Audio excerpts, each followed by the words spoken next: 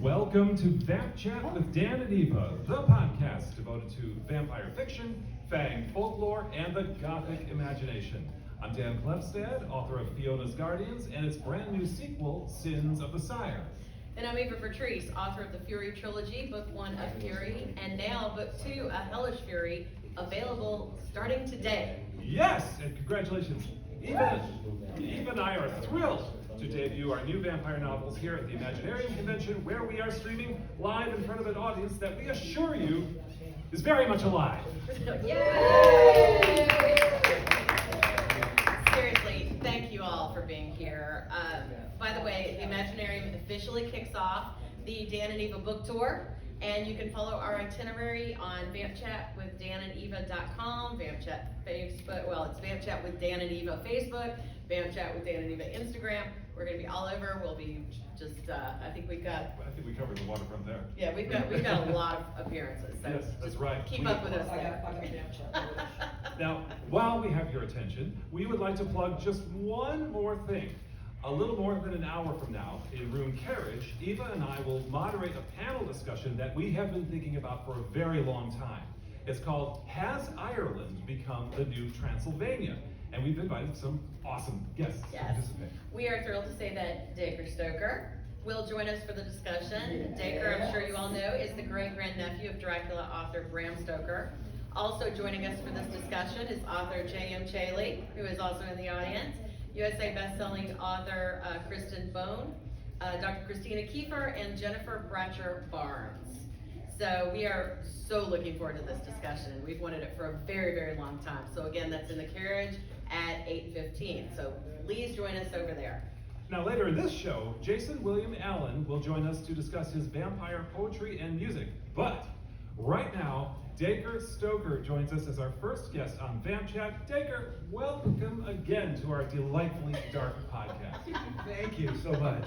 Dan and Eva, what a great place to be. We're two great people to be with. I always love doing interviews with you guys. Thank you. So Dacre is more than a mere descendant of Dracula author Bram Stoker. He has emerged as the chief protector of his great uncle's legacy. He is also a New York Times bestseller, having co-authored the international hit novel Dracula. Now you may have seen Dacre's Facebook posts from the various tours he leads in Dublin, Ireland, Whitby, England, and Cruden Bay, Scotland, all places where Bram Stoker lived, went to school, worked, researched, and wrote Dracula. He also leads tour groups to Transylvania, which I want to go to really, really badly, to explore both the life and times of historic Vlad Dracula III, plus locations where Bram Stoker set his famous novel. Everybody, welcome to Dacre Stoker. Thank you. Dacre, we need to begin with a major development in the Stoker universe, Stokerverse rather, which is a horror media franchise launched by you and author Chris McCauley, and that is a new video game called Dracula Dark Reign. Tell us more about that. Well, I'm very proud to do something that involves games, because I don't play games. Literally, I don't play video games, but I learned. My learning curve working with Chris and the great folks at Iconic Studios and Spacebud Studios have taught me just enough to make me dangerous and say, this is what we need from you. So basically, my involvement in this was no pixels or any of that good stuff, but it was telling stories. And what tells a better story that the pros can then use and turn into a video game than some of the cool little pieces that appear in Dracula, but also don't appear in Dracula. And one of the things that's been sort of bugging me for years is, how did Jonathan Harker escape Castle Dracula?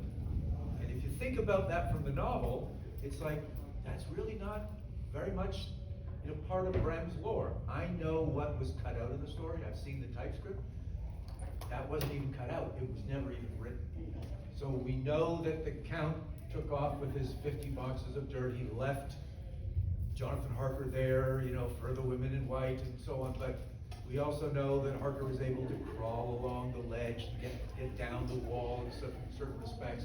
We don't exactly know how he got from there all the way to Sister Agatha's care and then be nursed back to care. So that is the gist of this game.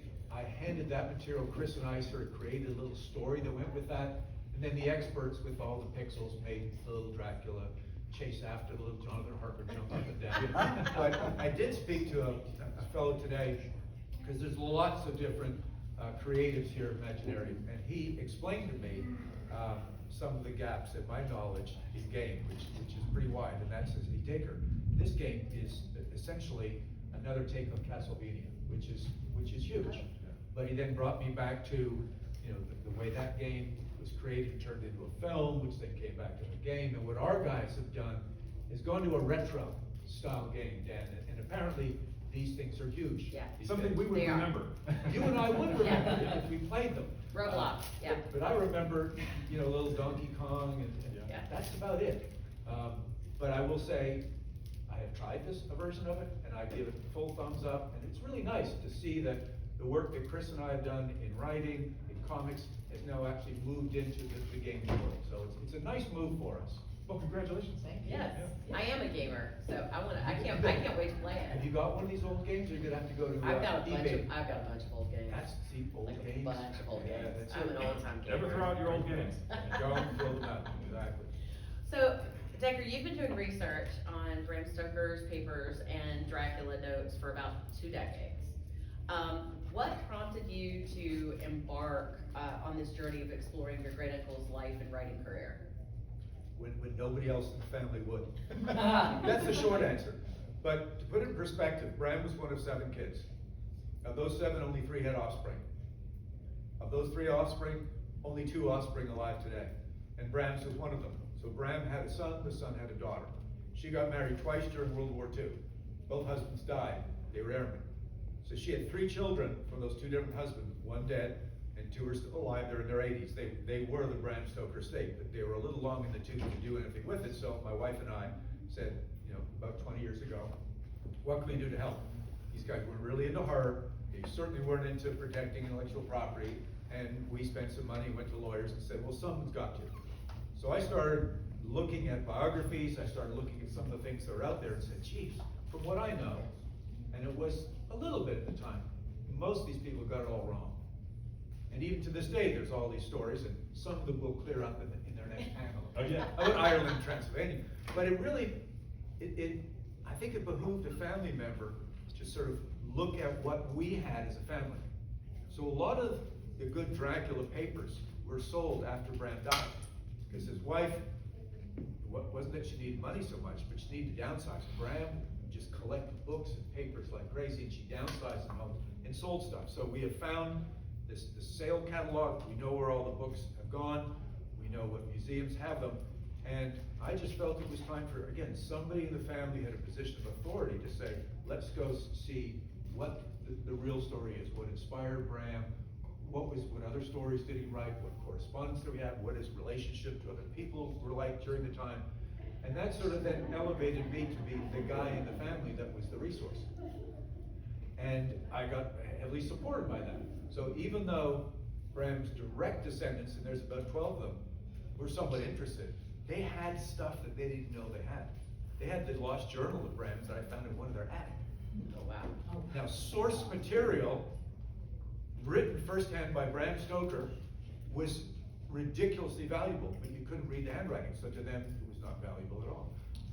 But I had folks like good friends Dr. Elizabeth Miller, who took a year with me to transcribe it, and we published it in 2012, Bram Stoker's Lost Journal. The downside is the original manuscript then got valued at $1 million. My cousins, who you would have thought would have been thrilled to have a document worth $1 million, were now really angry. Because with British laws, now they're taxed when they pass that down to the next generation. So they got smart though, they hired lawyers, and they put it in a trust, a generation skipping trust, so that they probably will never have to technically pass it down and pay the tax on it. So here I was going, oh guys, I brought your book, to the world, which they were keen, and they get royalties on. But it's also Created a burden. Creating a bit of a burden. And when I say that without boring with all the other details, there are things around the world in private collections, public access collections, the Rosenbach Museum. Paul Allen owns the typescript. He doesn't let that out of his sight. But I felt, Dan, just to wrap this part up, is somebody in the family needs to be the person that pulls it all together. Because lots of different authors have written biographies, but they don't go the trouble of getting all the pieces. They tell a part of the story and sensationalize it so they can sell books. And that does not always tell the whole story. Yeah. So staying, well, we can actually go outside the family's own collection now and to the other archives. I was hoping you can give us one or two of your favorite aha moments when you discovered new evidence about Bram Stoker or his novel Dracula that forever changed scholarship about this Gothic classic. Yeah, I'm actually really proud of this one. And many of you, by raise of hand, how many of you have heard that Bram Stoker did really nothing to sort of create the aura around Vlad the Impaler, that he knew very little about Vlad the Impaler? Anybody hear that theory? Because that was kicking around by some of my scholar friends, and it's because in the scholarly world you only look at things that are written and that you can prove, which is okay in the scholarly world. But if you really want to know stuff, you gather circumstantial evidence. And then you get enough of that, and you can then debunk old theories. And one of them, Dan, was that Bram Stoker did find a book in the Whitby Library by William Wilkinson. It mentions Vlad Dracula, doesn't say Vlad. Dracula means devil in the Valachian language. And it's used to give somebody that name who displays courage, cruel action, or cunning. Bram used those exact words in the novel. So we know he looked at the book, we know there's a connection to devil, and we know the name Dracula is there. But does that mean Vlad Dracula was a vampire? Did he have vampire? No. But I found, just about 4 years ago, a second book that was listed in the back of Bram's notes by James Samuelson. And because a librarian in the London Library pulled out that book and said, "Hey, are you looking for this book?" And I said, "Yeah, Samuelson." In his notes it says, "See page 170. Well, it has nothing to do with Vlad the Impaler, but page 179 did. And it went into great detail about Vlad Dracula, the Impaler, who was known as being the devil, who impaled people, and all the other pieces fell into place. The nailing of the turban onto the visiting envoys of the Sultan. So, in fact, because it wasn't handwritten in his notes, it was simply a reference. And I took a bit of a stretch by saying, okay, if he wrote his book, see page 170, Bram Stoker would have read the whole darn book. Yeah. And when you read the book, and you see all these references to the battles that Vlad the Impaler fought, where did he get it from? This is the only book of all the ones he listed that had all the backstories of Vlad the Impaler. So it doesn't take a rocket scientist to pull this all together and say, now we know, new scholarship because of new discoveries gives us these aha moments. So, yep, Vlad the Impaler is it. But he was never supposed to be a vampire. He was bloodthirsty, and he was the bloodthirsty ruler that Bram wanted. And the fact that he was associated with the name devil was exactly what he's looking for, a devil incarnate to make his count. That's the biggie.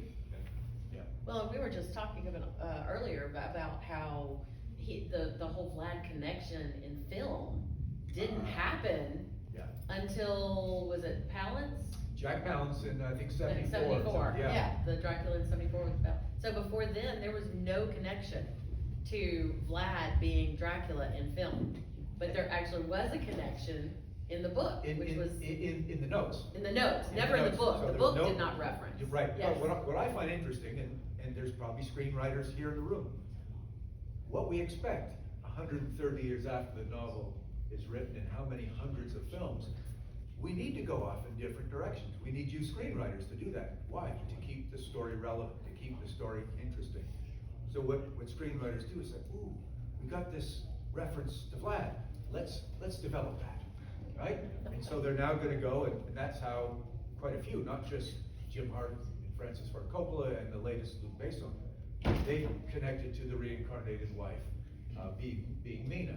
And so those are interesting directions. Also, the backstory being Vlad, and we'll talk about it later tonight. It is obviously cemented Romanian history because Vlad the Impaler is now the vampire. Yeah. Well, on that note, so despite all that you and other researchers have discovered about Dracula, much remains a mystery about the book. It's shrouded in mystery. And here I'm thinking of the 1901 Icelandic translation called Powers of Darkness, which was later discovered to be derived from the 1899 Swedish translation, which is very different from the original book published in 1897. So the question I have for you is, could Bram Stoker have known about these unauthorized translations? And if so, why didn't he alert the publisher? Good question. Here's what I know. Back in those days, a foreign author to get a book published in any country needed to have his book published in a newspaper for free first, even in the US. So I know there's authors sitting here. Imagine you don't go straight to your agent and get a book deal. Nope, you want to get it published, send it to the newspaper publisher. Each day you get a chapter, you don't get a royalty check. You clear the way for yourself to have the book published in that country. That's exactly what Bram Stoker did, but he did it in Sweden first.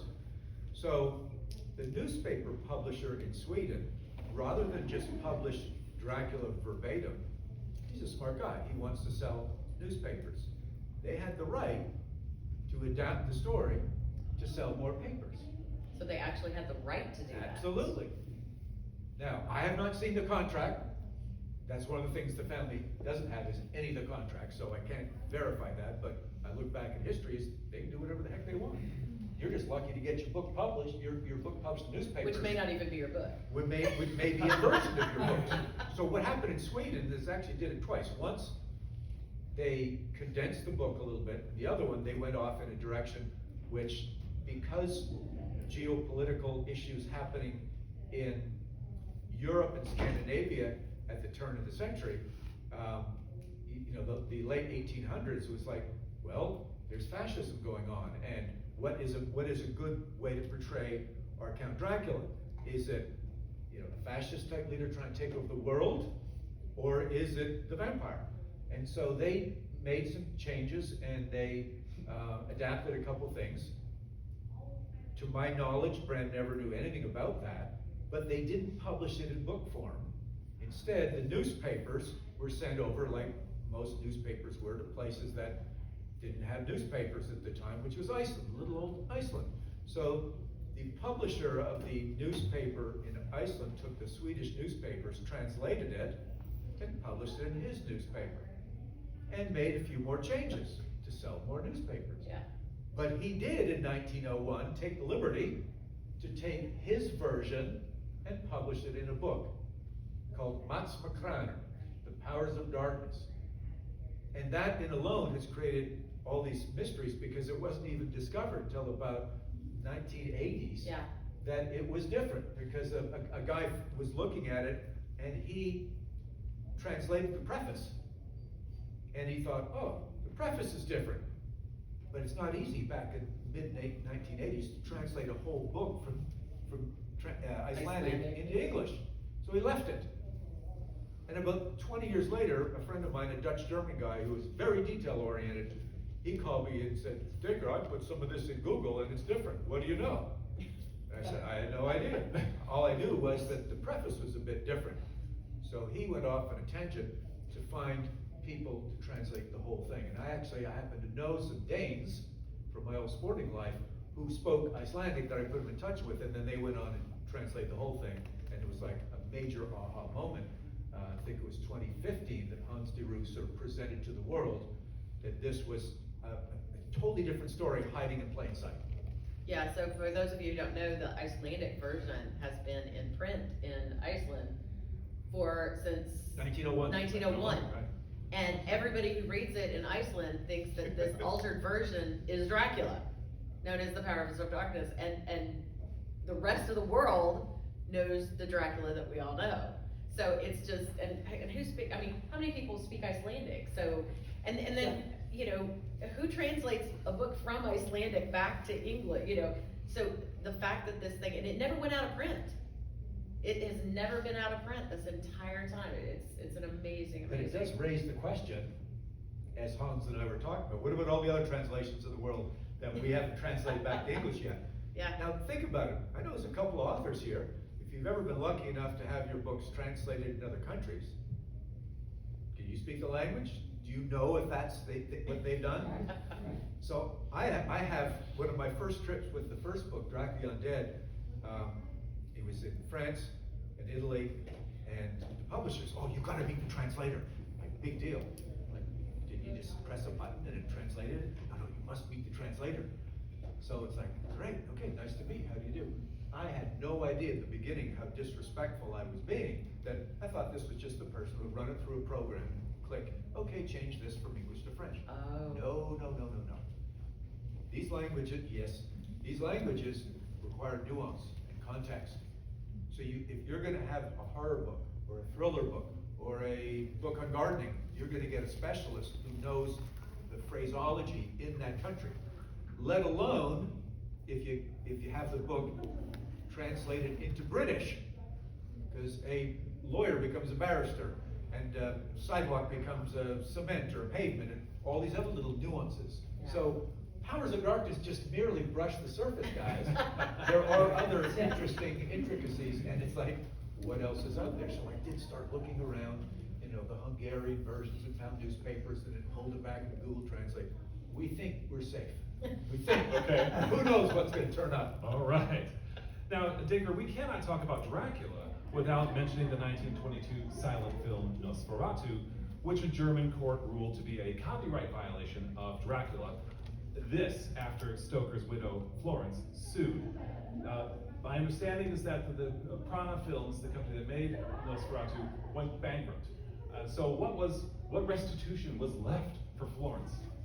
Satisfaction, really. So I got to back up a little bit, because Florence was amazing. Bram dies 1912, 10 years later.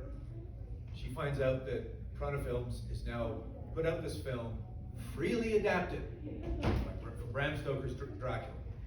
Boy, freely adapted. There was not even an effort to approach her and say, hey, what can we buy the rights for? They just freely adapted it. And you know what? It's not the first one they did. Jekyll and Hyde they did first. Got away with it. Most film historians get an idea of that, but that's when I did my digging, that happened. So I was interested, like I said at the beginning of the show, to find the truth. So I found a German film historian, and Hans Holger. He started digging around. Sadly, because of World War II and bombings and so on, not many of the records exist. He could not find anything that said in this court case why Prana Films thought it was okay. So lots of conjecture about, well, nobody stopped us on the first one, big deal. They also have to realize there was tensions, World War I and so on, between the Brits and the Germans. Maybe they did. But we also understand that this was a very esoteric group of filmmakers that were sort of disconnected from the real world. And so in those days, there were not many book to film adaptations. So it's like, did they think it was a thing or not? I don't think so, Dan. So really it was, an interesting situation that Florence got thrust in the middle of. But because her husband had been a legal clerk, because her family was military, they were kind of like straight arrows, want to make sure that this is done right. And we all should be very thankful that she persevered. As a female in 1922, she bullied her way into the Independent Society of Authors. And I've seen the letters, because even though there was bombing in Germany, all the letters between Florence and the Independent Society of Authors secretary, and even some of the letters over to the lawyer in Berlin that they hired, Florence berated them to represent her. Grant had been a member of the Independent Society of Authors. Oh, but Mrs. Stoker, you're not. And she said that you must. So she beat them to a pulp. They represented her 2.5 years, but as Dan said, the court rules in their favor. And Prana says, great, we don't have any money to pay you. Sorry. They then say, not Florence, that you must destroy copies of the film. And Holger has told me the reason the films couldn't be destroyed. They had already had at least 6 copies distributed around Europe for preview. Thank goodness. Because this is a great film, and I'm really glad that it survived. And I'm also really glad that Florence persevered and prevailed. so that there was legal precedent for all of us that write a book and somebody tries to rip you off. And I've met lawyers here who said, yeah, I studied that at Northwestern. That was one of the cases. Because the German courts should never have ruled the destroying of art for restitution. Got it. And we're all artists in one way or another, so in a way, again, thank you to Florence, good try Prana, but thank God the film still survives, and if any of you have seen Robert Eager's recent version, thank goodness it still lives on in a way that we get to enjoy it. So, since we're on the topic of film adaptations, I want to address the name swapping between Lucy and Mina. Lucy is the Count's first victim after he arrives in England, and then he sets his sights on Mina. But in 1931 and 79, the films have Mina as his first victim, and then Lucy as the second. How or why did this name swapping happen? So the whole, it's not just names, it's roles as well. Yeah. It started on stage. So 1912, Bram dies, 22, Nosferatu, 24, Hamilton Dean makes a deal with Florence, and I think that was accelerated because of Nosferatu to get Dracula adapted onto stage. So this is a long book, 27 chapters, hundreds of points of view changes, many set changes. No way it's an easy adaptation. So even this is why when you look at that first stage adaptation, which interestingly enough happened in Derby, 1924, and I've met the great-grandson of Edmund Blake, who played the first Dracula, wasn't Lugosi. So he's sort of like me, trying to find the truth about his famous relative, and it's really quite interesting how he became sort of typecast and so on. But they had to reduce these things to what was normal at the time, Eva, a 3-act play. Gotcha. And only so many set changes to happen, and therefore boil down some of the characters. There was just too darn many. So when Florence and Hamilton Dean and John Balderston, because he was the American that helped bring the play version to the US, when they sold these rights in 1931 to Universal, they sold the play rights, not the book rights. So they were buying what was already adapted from a complicated book into a 3-act play. So the swapping had already happened. It already happened. It already happened. And then from then on, I could just, again, conjecture, I could just say that from then on, people who started making films decided, oh, we gotta make it a little bit different. We're gonna have Dan do this, or maybe the mental patient will be, Eva, a female, maybe this. So they've done lots of merging since then to keep us on our toes and to keep us guessing. That's cool. And it has worked. It has worked. Yeah. Now, so we're talking about Dracula on stage. We should note that 2 of the most iconic actors to play Dracula on film previously played him on stage. Bela Lugosi starred in the 1927 Broadway production. Frank Langella starred in the 1977 Broadway revival.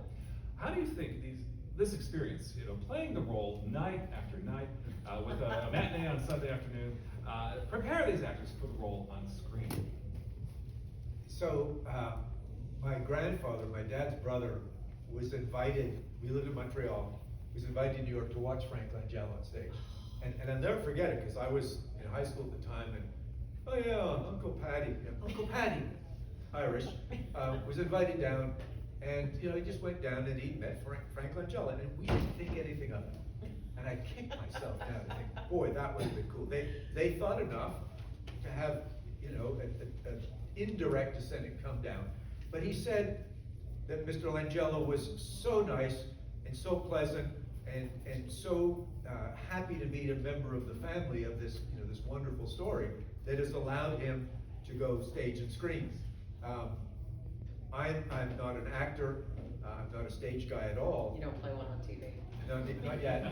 but I do think it's really interesting. You asked the question, and a lot of people say, when you've got to get up day in and day out, because every audience expects you to be absolutely on. When you're filming, you can get a couple of takes, right? Big deal. You've got all sorts of other technology in your favor. So I'm not saying to tick off anybody here in the film industry, but it's easier you know, to do this, to play this role on film than it is on stage, because there's no faking it. You know, lights maybe, gotta shut the curtain if something goes wrong, but, you know, there's not many second takes. Right. So, I have a question. Have you seen the new Dracula from Luc Besson? Yes, I have. And what do you think about it? I thought it was interesting, and it was too close to the 1992 Coppola film to be really worth it. And I don't usually say things like that about art, but it's like, if you're gonna do a Dracula nowadays, why make it so similar to the Coppola film? How many of you have seen the Besson Dracula? So you don't really know, well, some of you know what I'm talking about. It's a good film, and the costumes are great, and it's in France, and the gargoyles are really cool. It's got some new stuff. It's got a little new bit, tropes, but the general Yeah. theme of the story Yeah. is Vlad Dracula, the warrior, is looking for his reincarnated wife, which has been done more than once, but it's like, okay, give us something a little different. And so from an entertainment standpoint, I did like it. Mhm. But from the originality standpoint, not so Yeah. much. And unfortunately, I am looking for somebody to just film it the way Bram wrote it. And I don't know if you're gonna ask me about this, but I think the only way it could be done in a mini-series. Yeah. You know, nowadays, it could be done if somebody has guts, because, sorry, I'm going now. Last Voyage of the Demeter would be a great part of a mini-series, because all the rest of the, you know, the book Bram wrote about, and it would be not easy, but these writers of Last Voyage of the Demeter, how many have seen that one? Oh, I love it. Yes, it fills in the gaps for what Yeah. Bram never wrote. Yeah. So they took great sensitivity, don't you think, to write this the way I think Bram would have done it. And then you got Dracula arriving in Whitby, and yep, there's a cool tap, tap, tap continuation there for you, Yeah. which would be a great next episode. Yeah. Sorry, I had to put that in. Nope, all right. All right, Dacre, we have arrived at the point where we ask you our 4 vampy questions. Okay. But you answered them. You answered them the last time you appeared on our show, maybe a year and a half ago. I'm ready. So we assembled a new set of questions just for you. And I studied the old ones. Eva, would you like to begin? What is your favorite non-English language screen adaptation of Dracula? Easy. The Spanish 31 version with Carlos Baez. You want me to elaborate or no? Yeah, please. go ahead, elaborate. Okay, so if you don't know, it was filmed at the same time in the same studios as the Todd Browning film with Lugosi. But the Spanish actors got to watch the American actors during the day, so they could position themselves a little bit better. And from what I'm told, they had a little more budget and a little more creativity with the movement of the camera, so there's a little more action. And I have to say also, because I did watch an interview with one of the female actresses, she was so proud that they could be more voluptuous than the kind of stuffy American actresses, because they were a little more constrained with censorship. Right. So, good for Mexico. Love that version. All right, excellent. Okay, we haven't asked about the primordial, no, the archetypal vampire hunter, Van Helsing. Who played the best Van Helsing in your opinion? Oh boy. We're trying to get you in trouble, Dick.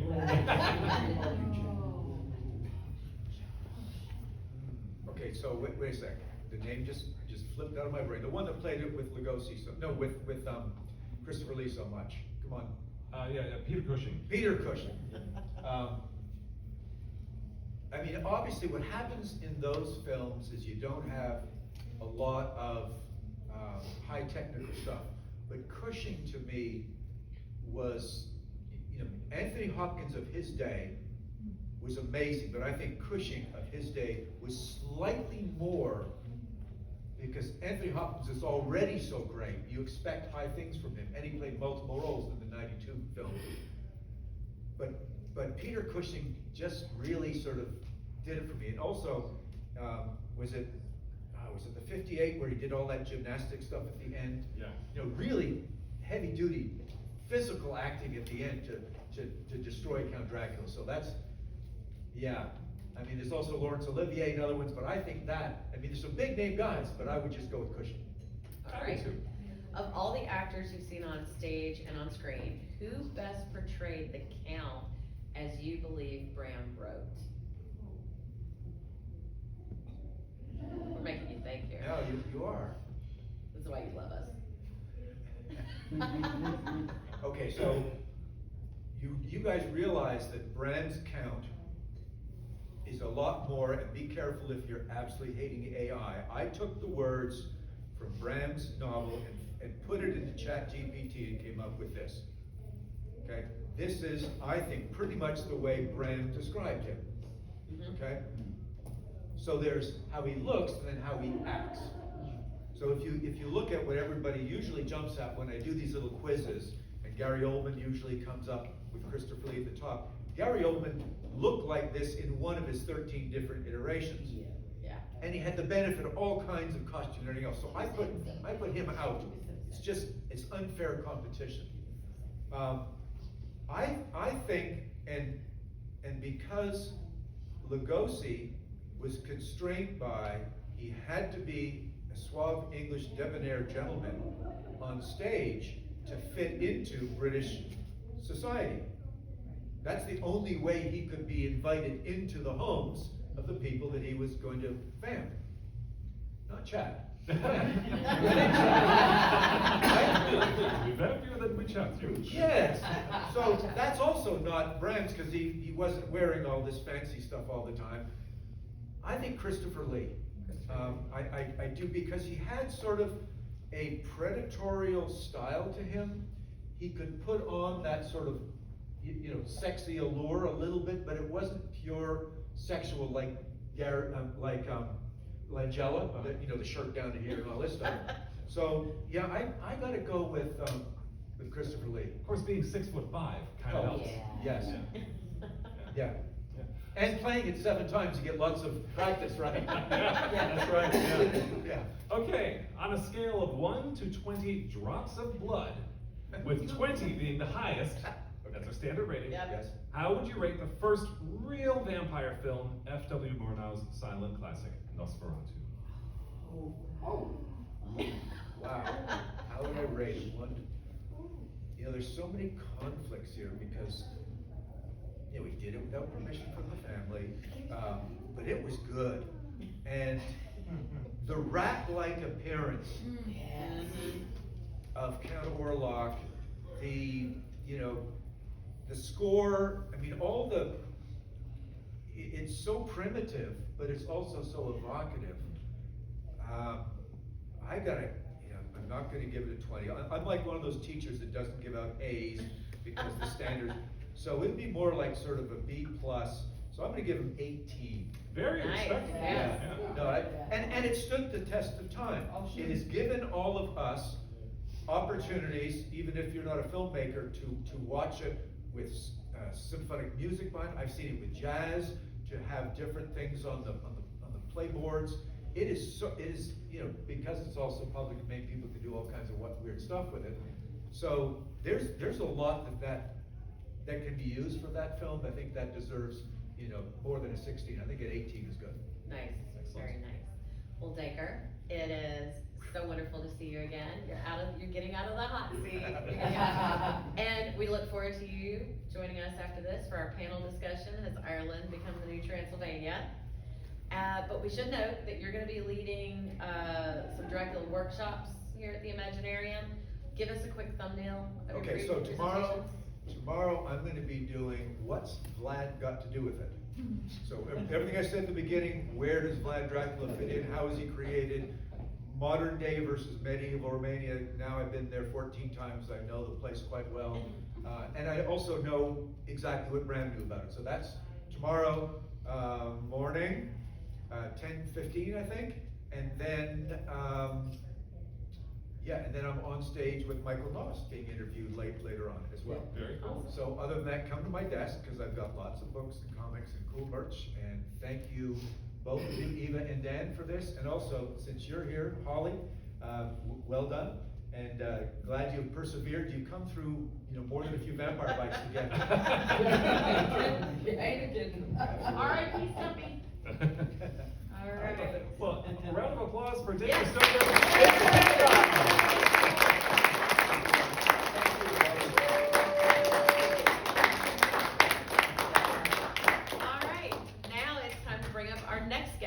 He's an author, poet, filmmaker, and musician, and well known in the Imaginary family. Welcome, Jayson William Allen. Welcome to BAM Chat. Let's take this from the beginning, shall we? Okay. Okay. All right. When did you first become fascinated by the undead creatures of the night? When I was a kid watching HBO late at night.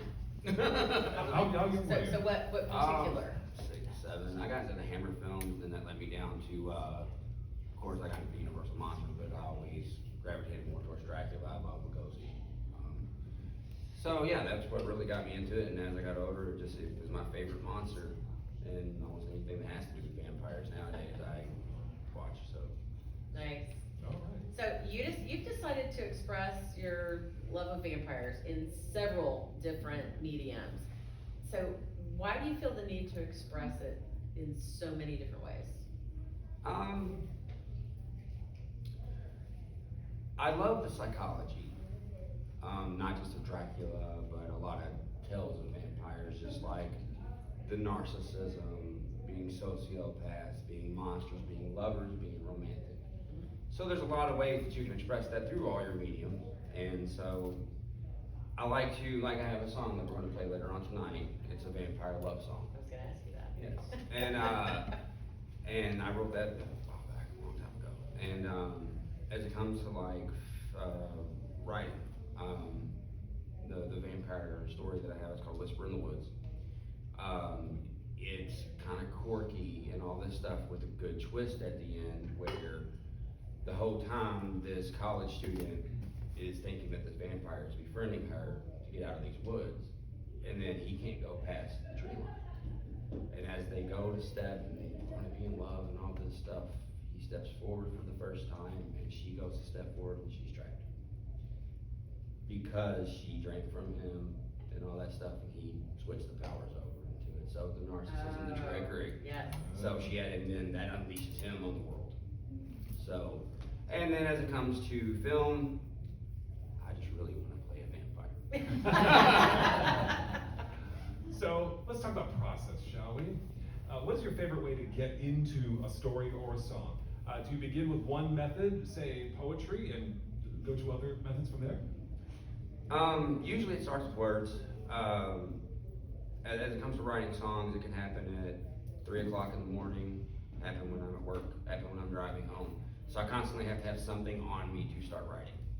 And it could be inspired by a film that I see or just life that I experience.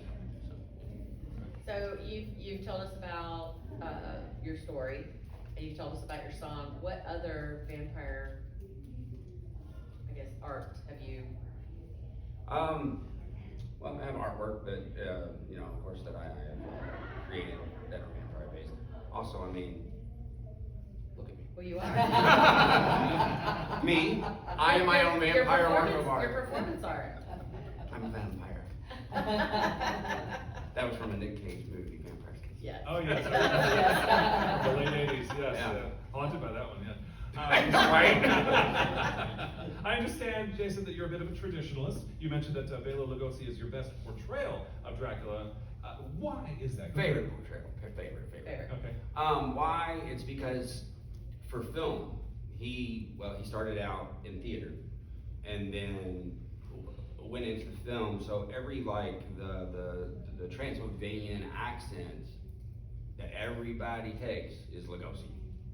Every little trope, every little thing that goes into any Dracula film is Lugosi. Somewhere they all draw inspiration from Lugosi. So he kind of set the standard for Dracula in film. So my favorite Dracula, everybody will hate me on this, but it is a great film, and I'll break it down. It's Wes Craven's Dracula 2000. Okay. And for one, it's a different telling. It's got a different backstory, which I love the creativity. And if you haven't seen it, spoiler alert, it links him to Judas. Would Judas betray Christ? Silver, crosses, all that stuff. And at the end of it, he's hanging, and he burns up in the sunlight, and he looks up at the sky and makes his peace with God. So I really loved that tale. It was just a different take. backstories, and bridging those two together was really good. Okay, so you're performing this evening at the Imaginarium. Kinda. So, and I was gonna ask you, will any of your songs be vampiric? Is it just the one? Or is there Mourn, we have more? Mourn, Purified by Suffering. Every single one? There's two. There's Purified by Suffering and a song called Mourn. Mourn is a very vampiric love song, and the other one takes more of a place of vampire watching the lover that he wants. Okay, So, yeah, lover or victim? both. Okay, and I got a follow-up question. So, what's next? Like, what's gonna be your next vampire? Is Oh, it definitely gonna gonna be be a film. song? It's gonna be definitely film. Okay. It's gonna be definitely a film. That's, we're working on that and hashing out the script and everything. I really wanna pull off Whisper in the Woods. It's a role that I really, really wanna play, and I gotta do it while I'm still young, cause he's not an older vampire. So you're a vampire, but you're aging. You asked me about the vampire power that I would want. It would definitely be to live forever. and Okay, youth. yeah, we're Okay, we're we're getting getting there, there. we're getting there. Well, let's jump right in. Jason, we've arrived at that point where we. I'm quick. Oh. The guy before me just happened to know more about vampires than me. I don't know why. It's kind of in his royal blood that he's got going on. Our 4 vamping questions. Eva, would you like to begin? Okay, we know your favorite vampire of all time is Bela Lugosi. And so who's number 2? No. I like that Dracula though. Second one would have to be, it's Lestat. He's a rock star. Which Lestat? Yes, which is that? Queen of the Damned. Queen of the Damned? I love the Queen of the Damned. So, I love Stuart. Stuart Townsend. Stuart is amazing, and yeah, like even when Queen of the Damned came out, where I'm a new metal kid, so I mean like the soundtrack was like the greatest thing ever to exist for film. It was an amazing soundtrack. And which influenced me on writing and everything, because I'm a big Jonathan Davis Horn fan, and a lot of my favorite singers are on those. Who is not on the soundtrack due to contract issues? That's an amazing. Yeah, Jonathan. Yes. Yeah, he sang in the movie, but he was not able to be on the soundtrack. Yeah, if you ever get a chance, there's a DVD called, this is a side note, there's a DVD called Alone I Play, and he plays all of the Queen of the Damned songs with a full band live. It's cool as hell. Wow. All right, what vampire power do you wish you had? Youth, I don't want to live forever. Okay, well, we know that, but that kind of comes with being a vampire. So what power, like what Listen to power? Eva before she I know, I'm goes. pushing here. What power do you wish you had? Would the power to turn other people? Would that be a power? All vampires can do that. I'm looking for Flight. something flight, okay. Okay. I would like to cloud Yeah. Yeah. You would like- Oh, and Okay, oh, I took your question, didn't I? I'm sorry. Oh, no, that's- I just took that right out of there. oh no, okay. Are you Team Louis or Team Lestat? He's a team Lestat. No, you better not. Sorry. I'm a King Louis. No, you're not. Whoa. No, I've you're always, not. yes I am. No, you're not. Louis was Look at a, Louis. He says that all the No, you're time. not. He says he is, but I Okay, don't look. believe it. Okay, why? That's what I Why said. are you Team Louis? I love the story. Lestat loved being a vampire. He had his own demons and everything. As you go further into the books, you find those out. If you go from the original film, Louis was a more interesting character because he was fighting the urge. He was fighting with his humanity and He was being a vampire. He's- It doesn't matter what he you can was. say it. He's so queenie. He lost, but he lost something. You gotta think of the gift What of being a vampire vampire. You're hasn't watching lost your something? loved ones die. You're watching time pass as you What never vampire age. doesn't go through that? But Lestat was. Yeah, well. See, Let's we're not gonna get have into a gifts. civil war here. in this We're room. having- That's my wife. There's gonna be Hi, everyone. Hello. Yeah, We'll you're- gang up on him, Steph. Your Absolutely couch not. bound tonight. Everybody loses something when you. When I was younger, an interview came out as a film. At least Lestat was great. Well, when interview came out as a film, of course I'm a huge Brad Pitt fan too, so that didn't hurt. Okay. Okay, take out Brad Pitt. I and still let's go. with- I would still go with Louis from the original film. God, Oh, I am come on. questioning. If you go from the book, I like Claudia. Because What? Unlock the Devil is awesome. I like Mom We got some love for All Claudia here in the right. audience. I see. We're gonna take this out to the parking lot. Yeah. Let's go. And I'll catch you outside. How about we're gonna that? solve this problem in the parking lot, 9 o'clock tonight, all right? I gotta wait. After, Okay. All right, and I already know this answer, but I don't know the why. Would you want to be turned into a vampire, and why? Would I want yes? I knew that. Yeah. I knew that. Why? As much as the world turns and we have those moments in history that we dislike, I want to see it all. I want to experience life as long as I can. And this is anybody with, not to go into like personal stuff, I'm not going to devour a bunch of personal stuff. When you have things where your mortality is checked, time becomes the most important thing in the world. And that's anybody in that realm. So, that would be mine. To experience life. Well said, sir. Well said. Yeah. Well, Jayson, thank you so much for being Thank you, guys. on Vamp Chat. Tell us where we can learn more about you and your artistry. Yes. You can go to JWA TV, that's where all my music videos are. I'm on Instagram and all the socials. I really suck at them. And yeah, you can find me. Just Google me, I'll pop up. Nice, nice.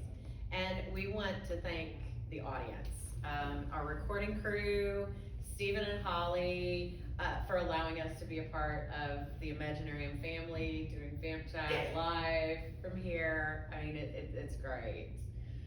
All right, Dan, can you believe we got our vampire novels out finally? Well, actually, it feels really great to have the sequels out. Now we have to bear down to write our prequels. That's okay, we can maybe squeeze in time to write between appearances on our book tour, maybe? 8 confirmed dates, 2 pending from now through November. I don't know, we'll see. But for now, we have copies at our table here at the Imaginarium in Main Expo. Yes, and we can't wait to autograph them for you. You can also find where we'll be appearing on the book tour at Vamp Chat with Dan and Eva. VampChatWithDanandEva.com, VampChat with Dan and Eva on Facebook, VampChat and Dan and Eva on Instagram, so That's right. anywhere. If you haven't liked and followed, please do. Yes, yes. All right, well, Dan, have we reached that point in the evening? I believe we have, Eva.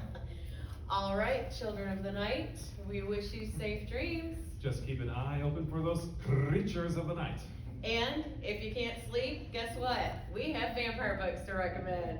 Be sure to sink your teeth into Dan's latest novel, Sins of the Sire, the sequel to Fiona's Guardians. Or this might be a perfect night to devour Eva's latest novel, A Hellish Fury, sequel to A Fury.